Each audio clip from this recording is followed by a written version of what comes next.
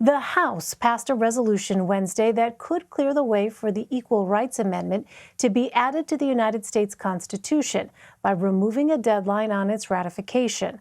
The proposed amendment is just a few short lines and reads in part, "Equality of rights under the law shall not be denied or abridged by the United States or by any state on account of sex." Those words would all but guarantee equal pay regardless of sex. The ERA would also provide further protections for women, including dedicating more resources to combating sexual harassment and domestic violence. For more on this, let's bring in New York Times gender reporter and writer of the In Her Words newsletter, Alisha Haridasani Gupta. Alisha, welcome. Thanks very much for being with us. Thank you for having me. So if the ERA gets ratified, how would it change the rights of women? Well, the impact would be sweeping.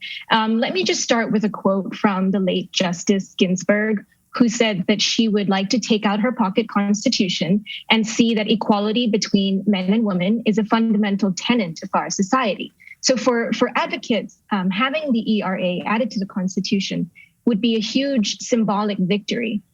Something like 80% of the world's constitutions of countries around the world have some kind of explicit guarantee of gender equalities. And all the countries that rewrote their constitutions after World War II did so with the thinking that gender equality is seen as a pillar of modern democracy. So it's huge, huge symbolically, but it also has many practical implications. It would empower Congress to be able to pass laws that prevent sex discrimination. Currently, Congress is limited in its ability to pass federal laws that would prevent sex discrimination. So, for example, the Violence Against Women Act originally allowed women to sue their attackers in federal court. But the Supreme Court struck that down in 2000, saying that Congress didn't have the power to do that. And the ERA would change that.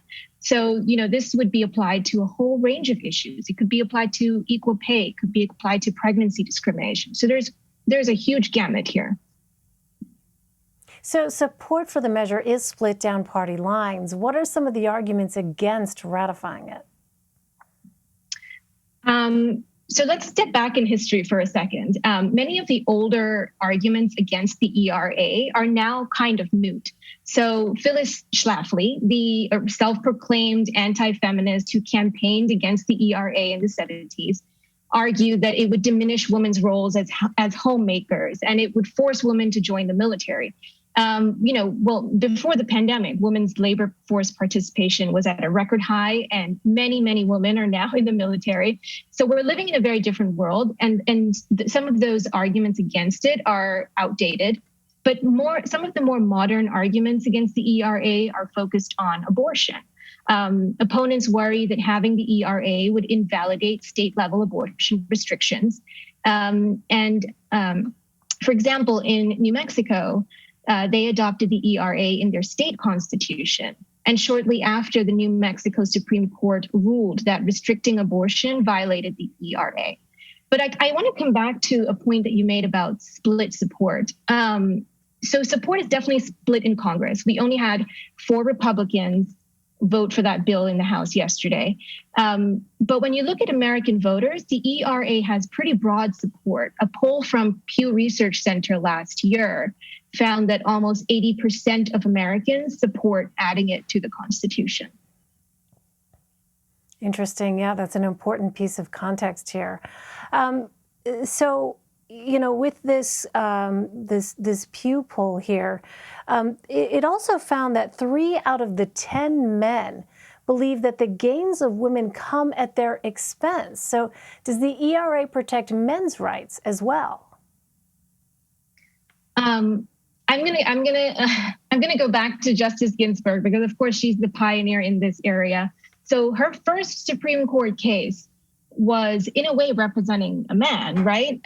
She was representing Air Force Lieutenant Sharon Frontiero because she realized that she, as a woman, wasn't entitled to housing allowances and medical benefits for her male spouse. So in a way, I think this framing of equality is having winners and losers of, one person gaining rights means the other person loses it is problematic, because then we wouldn't have any kind of regulation around this.